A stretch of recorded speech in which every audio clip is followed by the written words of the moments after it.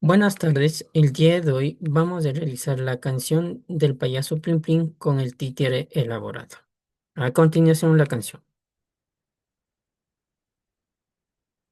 El payaso Plim Plim se pinchó la nariz y con un estornudo hizo fuerte achis. El payaso Plim Plim se pinchó la nariz y con un estornudo hizo un fuerte achis.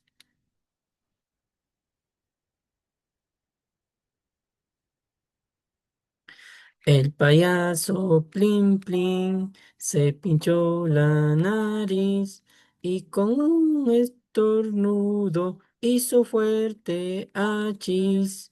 El payaso Plim Plim se pinchó la nariz y con un fuerte estornudo hizo fuerte achis.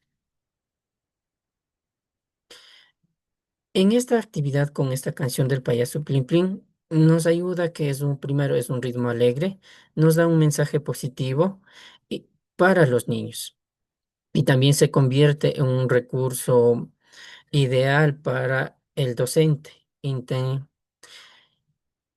que intervengan y enriquezcan el juego simbólico, promoviendo la creatividad y el desarrollo integral de los niños y niñas al organizar un espacio adecuado con disfraces, con instrumentos musicales, juguetes y otros objetos que estimule la imaginación de los niños. Se invita a los pequeños a que representen personajes como el payaso Plim Plim de la canción que realizamos, con caritas pintadas, las mejillas, con las narices de color rojo, asumir los roles que intenta esta canción o dramatización que nos ayuda.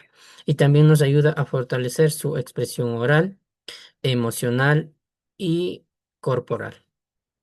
Mediante las preguntas abiertas, cerradas, nosotros desarrollamos con esta actividad de títeres que los niños desarrollen de mejor manera su desarrollo de aprendizaje. También es una actividad que a los niños les encanta, ya que tienden a imaginar y también desarrollan de mejor manera sus habilidades cognitivas, su desarrollo de imaginación y también su aprendizaje.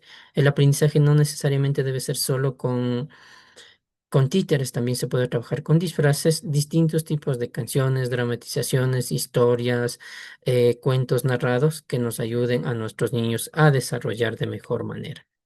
Esto ha sido el día de hoy todo con esta actividad. Muchas gracias. Hasta pronto.